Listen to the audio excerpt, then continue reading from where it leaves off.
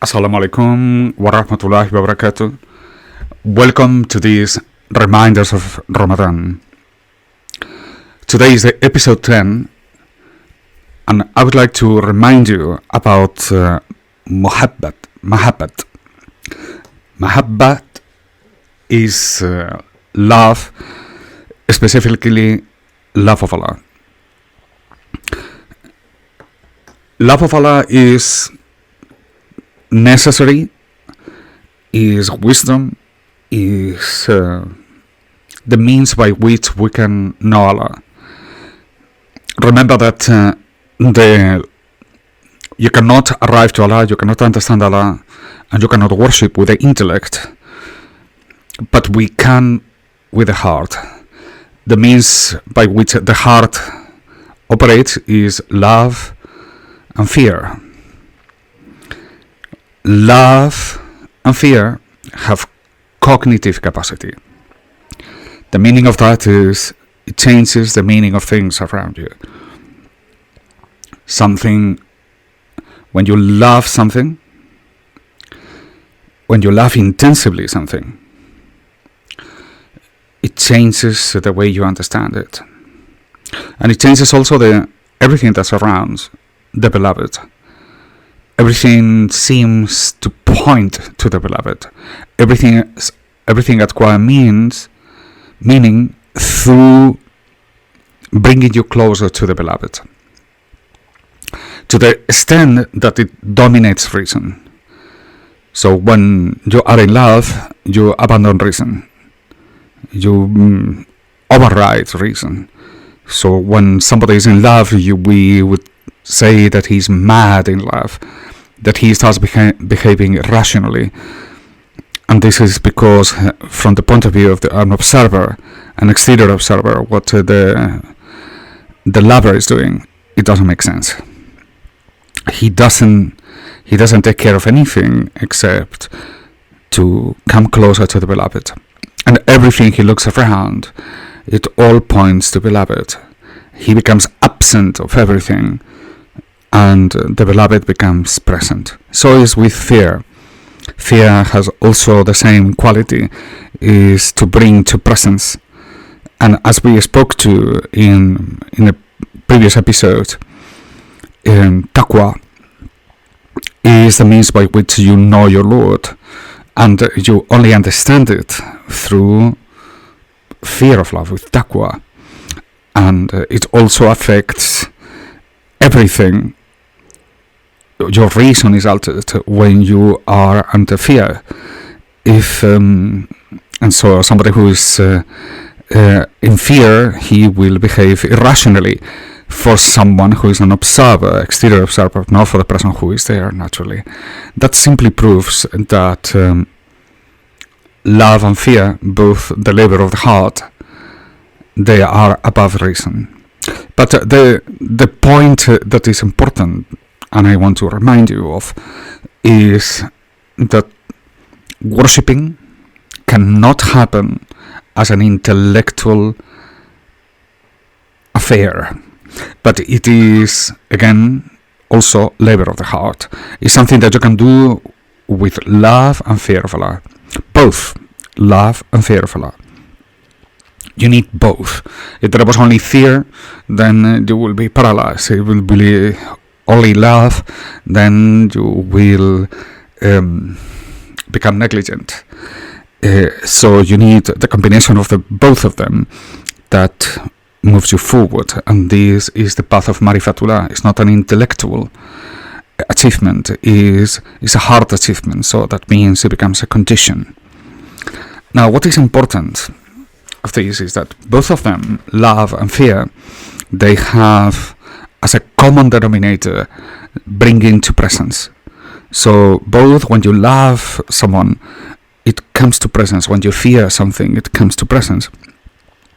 So when somebody is in fear, he can become paranoid and see the thing that he is scared of everywhere.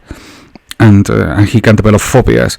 And so is the person who's in love with someone. He can see only the beloved. It doesn't matter where he is. It doesn't matter what he's contemplating. Everything reminds him of her. Now, bringing to presence, that's the very, very element of knowledge. You come to know Allah subhanahu wa ta'ala by becoming closer to him by means of love and fear. And here is what is important for us in this month of Ramadan. That your worship that is encouraged as it is obligatory throughout the year, but in the month of Ramadan is encouraged simply because it contains, Allah has opened the Muslims, because of this month of Ramadan and the fasting for those who fast, a gate of understanding. And as Rasul Sallallahu Alaihi Wasallam indicated to us, this is a month in which we should do abundant of prayers, especially during the night when we are on our own and we have the time, the undisturbed time to worship. Now, what's relevant of love in relation to worship is that love is, the beloved is your form of worship. Jalaluddin Rumi says, be aware of what you fear, because what you fear is what you worship. Shaykh Darqawi, in one of his letters, he reminds us of, be aware of what you love, because what you love is what you worship. Now that's important, because what we are discussing here is worship. And worship is something that happens in your heart. And you may be doing the rituals, but what is in your heart is, if it is other than Allah, then does not worship.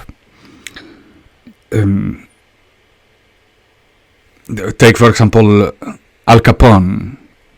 Al Capone, who was a devoted Catholic, but he was also a criminal in the 50s in America, in Chicago.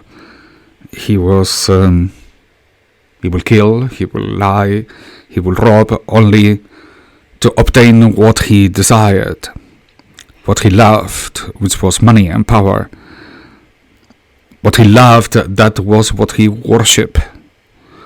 He was also a devout Catholic, so he did go to the church on Sundays, but it is very clear to us that he wasn't worshipping Sydney's, however dreadful that might be, but his object of worship was love, was money and power. What is in your heart, that is what you worship. What you fear is what you worship. It becomes clear to anyone who understands that the prayer must be an act of love, and it must be an act of taqwa, that you need both, that when you encounter, when you go into the prayer, you open your heart. It's the heart that gets activated, not just your limbs are simply followed, but it's the heart that is open and is thrown in. When I was given my first instructions to pray by my teacher, just after I became a Muslim, he said to me, pray full-heartedly. Pray full-heartedly. And I took that as a rule. And I understood that if I'm going to worship, of course I have to put all my heart. And so I did. And that's the path of worshipping that is rewarding. It's rewarded and it's rewarding. And it changes you. And it changes you because it changes the way you look at the world. When you love Allah, you can look at the world in the same manner. Simply because, as some of the Sufis have said, if you are in love of Allah, everything else becomes absent. Just like the person who's in love and he is with a group of friends, and while we are having a discussion, they see this man who's in love, and he's absent. He's just looking at the sky with his sight lost. And the others, they realize that he's thinking about his beloved. And they call him and they say, "Hey, return. You are here with us." And he suddenly realizes that he has been lost in his thoughts with the beloved. That is common among the lovers, because they can bring to presence the beloved more than the people who are physically around them. That bringing to presence of Allah, that is knowledge. If you want to understand if you want to change your life and you want to alter the way in which you see, you understand your possibilities, and you want to increase, if you want to expand, you need to love Allah. And loving Allah will distance you from anything other than Allah, which means you will acquire knowledge. You will be able to see it by the distance, not by being attached to it. Attachment to dunya blinds you.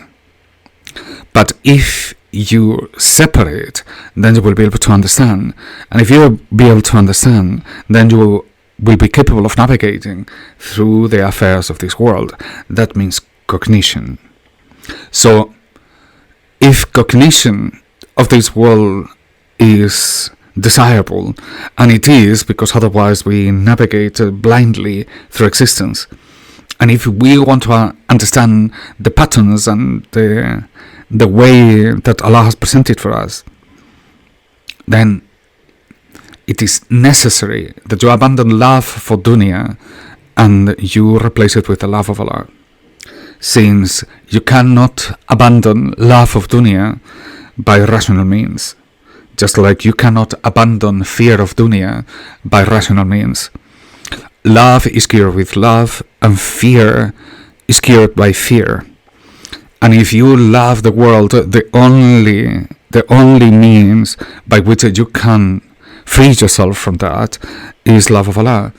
And if you want to free yourself from fear of this world, you will not succeed with psychotherapies, but you will only succeed if you fear Allah.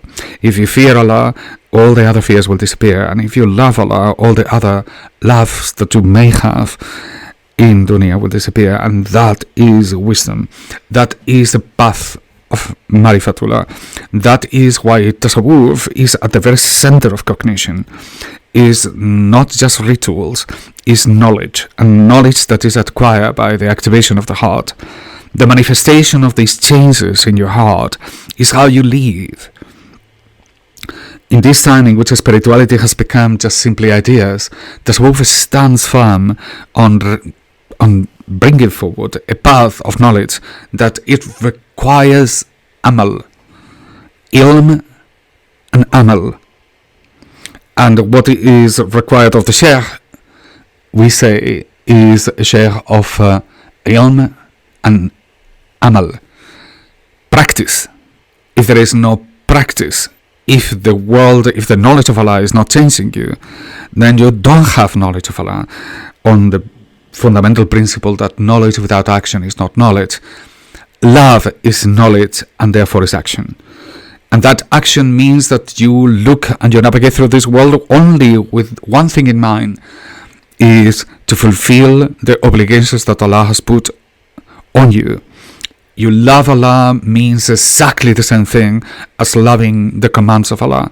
And if you don't love the commands of Allah, you don't love Allah, and vice versa. That's why the Hakika and the Sharia go together. And whoever says something different, they are lost. Our way is a way in which we follow the path that Allah subhanahu wa ta'ala has given us, which we call the Sharia. Whether we understand it or not, whether we are capable of not, we struggle, we desire, And we are not of the people that they are Hitlers on the matter and they don't care. And they live in a world that has abandoned the path of the Sharia and they think it's normal. These people are lost. And the only cure they have for them is to acquire knowledge of Allah, love of Allah, and fear of Allah. And that is what we seek during this month of Ramadan. We want to fall in love with Allah, and the best means to do it, there is nothing high about the prayer. The prayer is the highest form of dhikr. Open your heart and devote yourself with your open heart to Allah subhanahu wa ta'ala. By His mercy, you might be able to fall in love with Him. Now Fatiha. Bisirri wa barakati. Bismillahir Rahmanir Rahim. Alhamdulillahi Rabbil Alameen. Ar-Rahmanir Rahim. Maliki Yawmiddin. إياك نعبد وإياك نستعين اهدنا الصراط المستقيم صراط الذين أنعمت عليهم غير المغضوب عليهم ولا الضالين سبحان ربك رب العزة عما يصفون وسلام على المرسلين والحمد لله رب العالمين. السلام عليكم.